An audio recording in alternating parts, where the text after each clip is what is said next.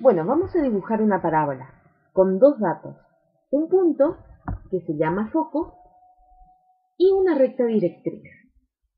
Para eso hay que recordar la definición de parábola, que decía que es el lugar geométrico de todos los puntos del plano que equidistan de un punto fijo llamado foco y de una recta fija llamada directriz.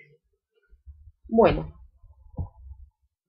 vamos a suponer que un punto P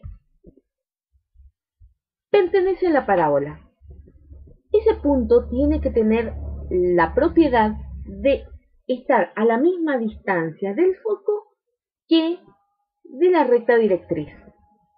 Entonces, esa distancia al foco tiene que ser igual a la distancia a la recta. Entonces nosotros vamos a ver que se está formando un triángulo. Y ese triángulo es un triángulo isósceles, porque según la definición de triángulo isósceles, al menos dos lados deben tener la misma longitud. Entonces, en este triángulo isósceles que nosotros tenemos, vamos a tener un lado que se llama base, y esa base, según la propiedad de los triángulos isósceles, si trazamos una mediatriz en esa base, la mediatriz va a pasar por el punto del vértice opuesto, que es el vértice opuesto. Bueno, entonces ahí tenemos una forma de encontrar ese punto. Vamos a hacer los pasos contrarios para poder encontrar ese punto que me va a permitir hallar la parábola.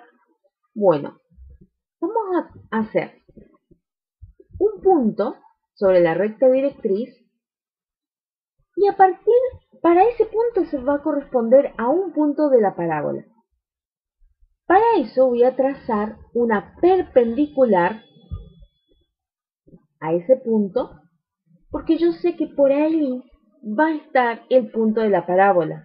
¿Por qué? Porque la distancia a una recta es perpendicular, va a ser la longitud del segmento perpendicular hacia esa recta.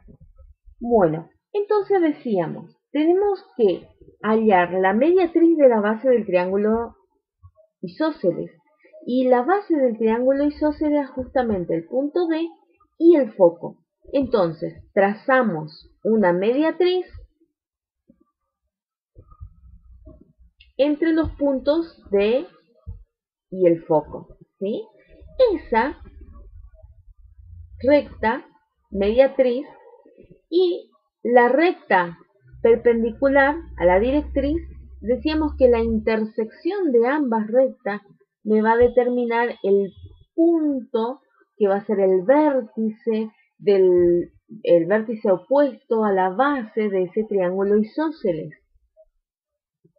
Bueno, ese punto C va a ser nuestra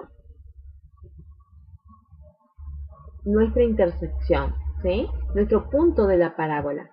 Entonces, vamos a ocultar las rectas. Vamos a activar el rastro de ese punto. Y ahora vamos a variar el punto sobre la directriz. Y vamos a ver qué lugar geométrico podemos obtener de ese punto P.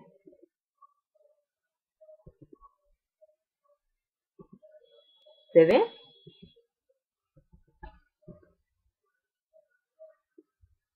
Se formó una parábola. También en este triángulo que tenemos, habíamos dicho que era un triángulo isósceles que se formaba. También hay que recordar que podríamos utilizar la propiedad de los ángulos de la base, que son iguales, para poder trazar nuestro punto P que nos permita graficar esa parábola. Nos vemos. Saludos.